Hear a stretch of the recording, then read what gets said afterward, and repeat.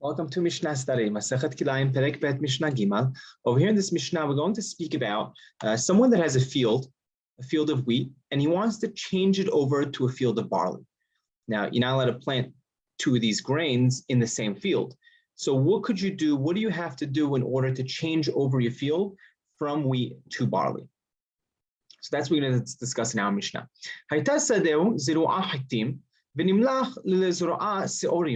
So a person has his field made out of wheat. He wants to go ahead and change it over and flip it over to barley.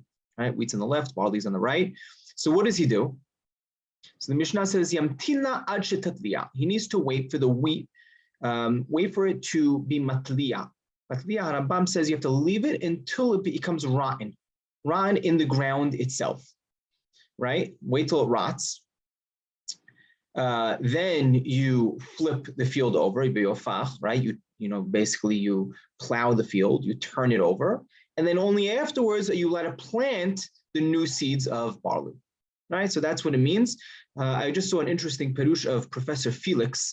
He's an important professor who lived in Israel, more recently, and he wrote a couple of books on botany and also animals in the Mikra and in the Talmud and the Mishnah. So one of the things that he mentions over here was the verb yatatliya over here, right? So Rambam says it rots in the ground. Professor Felix mentioned that the language matliya is from the term tolat, worm.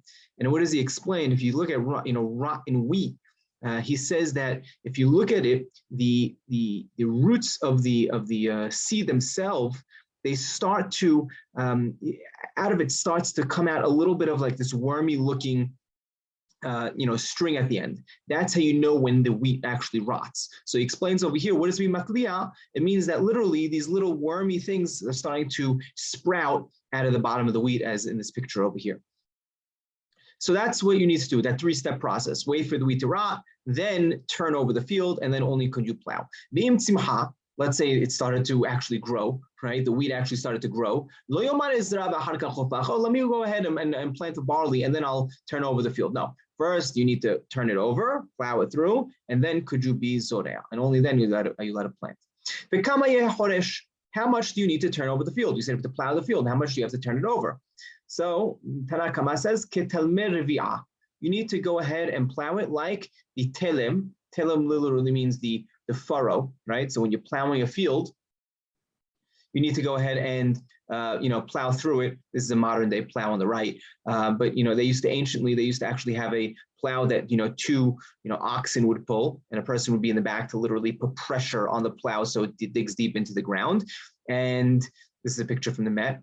And what they would do is, you see the actual furrows in between. Right. So if you go ahead and you're plowing before the rain, the furrow of the rain. So if you're plowing before the rain, you don't need to really plow so deep, right? You just have to flip it over a little bit.